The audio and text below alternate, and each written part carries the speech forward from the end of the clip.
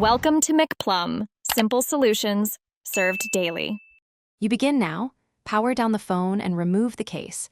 Do this to avoid short circuits. Once done, eject the SIM tray so you can open the chassis without bending. Use a static-safe work area and lay parts in order.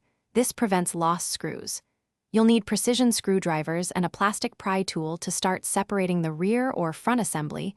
Work the seams gently to avoid cracking glass. Make sure to note screw locations as you remove them so reassembly is straightforward.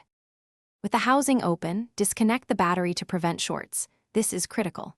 Next, locate the camera module and remove any retention bracket, using tweezers to lift flex connectors straight up. Don't twist.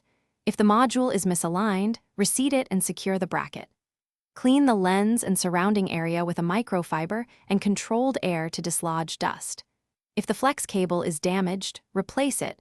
Flex failure is a common cause of focus and recognition errors. Reconnect battery only after testing connections. Reassemble enough to power the phone and test the camera before sealing the chassis. This saves reopening. Open the camera app and verify focus, exposure, and stabilization. If images are blurry, clear the camera app cache or update the OS. Make sure software settings match the hardware. Turn off lens corrections if testing a new module.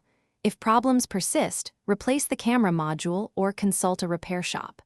One tip, if intermittent, check battery connector pressure. Loose contact mimics hardware failure. Thanks for watching. Stay juicy and subscribe.